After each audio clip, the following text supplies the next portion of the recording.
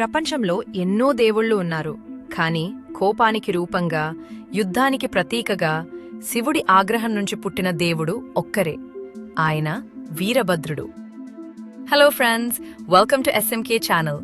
ఈరోజు మనం హిందూ పురాణాల్లో అత్యంత భయంకరమైన మరియు శక్తివంతమైన దేవుడిగా చెప్పబడే వీరభద్రుడి జన్మరహస్యం, ఆయన ఆగ్రహం, ఇంకా జరిగిన మహావినాశనం గురించి పూర్తిగా తెలుసుకోబోతున్నాం. పురాణాల ప్రకారం ఒకప్పుడు దక్షుడు అనే రాజు ఉండేవాడు. అతడు బ్రహ్మదేవుని కుమారుడు. దక్షుడు చాలా గర్విష్టి. తనకు ఉన్న అధికారంతో అందరినీ తక్కువగా చూడేవాడు. దక్షుడి కుమార్తె సతీదేవి. ఆమె పరమశివుడిని ఎంతో ప్రేమించి వివాహం చేసుకుంది. కాని దక్షుడికి శివుడు అంటే అస్సలు ఇష్టం ఉండేది కాదు. ఎందుకంటే శివుడు సాధారణ రాజుల్లా ఉండేవాడు కాదు. శ్మశానాల్లో తిరుగుతూ శరీరంపై బూడిద పూసుకుని నాగులను ధరించి ఉండేవాడు. ఇది చూసి దక్షుడు శివుడిని అవమానంగా భావించేవాడు. దక్షుడు ఒక మహాయజ్ఞం నిర్వహించాలని నిర్ణయించాడు. ఆ యజ్ఞానికి దేవతలు, ఋషులు, రాజులు అందర్నీ ఆహ్వానించాడు. కాని కావాలనే శివుణ్ణి మాత్రం ఆహ్వానించలేదు. ఈ విషయం తెలిసిన సతీదేవి తన తండ్రి ఇంటికి వెళ్లాలని అనుకుంది. శివుడు వెళ్లవద్దని చెప్పినా తండ్రి ఇల్లు కాబట్టి సతీ అక్కడికి వెళ్ళింది. అక్కడికి వెళ్లిన తర్వాత సతీదేవికి తీవ్ర అవమానం ఎదురైంది. దక్షుడు అందరి ముందు శివుడిని దూషించడం ప్రారంభించాడు. తన భర్తను అవమానించడం సతీ తట్టుకోలేకపోయింది. ఆ బాధ, అవమానం భరించలేక యజ్ఞాగ్నిలో తానే ఆత్మాహుతి చేసుకుంది. ఈ వార్త కైలాసానికి చేరింది. సతీ మరణ వార్త విన్న శివుడు భయంకరమైన కోపంతో ఉగ్రరూపం దాల్చాడు.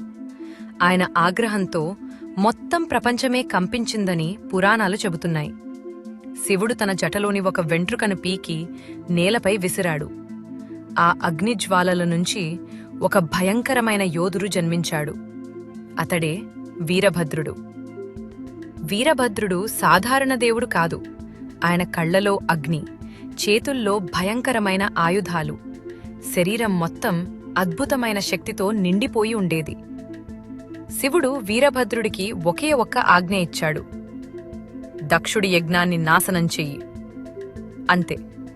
వీరభద్రుడు తన సైన్యంతో కలిసి దక్షుడి యజ్ఞానికి బయల్దేరాడు. ఆకాశం నల్లగా మారింది. గాలులు భయంకరంగా వీచాయి. దేవతలకే భయం పట్టుకుంది. వీరభద్రుడు యజ్ఞవేదిక వద్దకు చేరుకున్నాడు. అక్కడ ఉన్న దేవతలు, ఋషులు ఆయన ఉగ్రరూపాన్ని చూసి భయపడిపోయారు. ఆ తర్వాత ప్రారంభమైంది మహావినాశనం. వీరభద్రుడు యజ్ఞాన్ని ధ్వంసం చేశాడు. దేవతలను ఓడించాడు. యజ్ఞవేదిక మొత్తం అగ్నికి ఆహుతైంది. చివరికి దక్షుడిని పట్టుకుని అతని తలను నరికేశాడు. ఆ తర్వాత వీరభద్రుడి కోపం చూసి దేవతలు శివుణ్ణి ప్రార్థించారు. శివుడి ఆగ్రహం కొద్దిగా తగ్గింది. తర్వాత దక్షుడికి మళ్లీ ప్రాణం పోశారు. కాని అతని అసలు తల దొరకకపోవటంతో మేక తలను అమర్చారని పురాణాలు చెబుతున్నాయి. ఆ సంఘటన తర్వాత దక్షుడు తన తప్పు తెలుసుకుని శివుణ్ణి క్షమించమని ప్రార్థించాడు. అప్పటినుంచి వీరభద్రుడు శివుడి పరమభక్తుడిగా, శక్తివంతమైన రక్షకదేవుడిగా పూజలు అందుకుంటున్నాడు. ఆంధ్రప్రదేశ్లోని లేపాక్షి వీరభద్రస్వామి ఆలయం ఎంతో ప్రసిద్ధి చెందింది. అక్కడున్న భారీ నంది విగ్రహం ప్రపంచవ్యాప్తంగా గుర్తింపు పొందింది. చాలామంది భక్తులు వీరభద్రుణ్ణి ధైర్యానికి, శక్తికి ప్రతీకగా భావిస్తారు. వీరభద్రుడి కథ మనకు ఒక గొప్ప విషయం చెబుతుంది.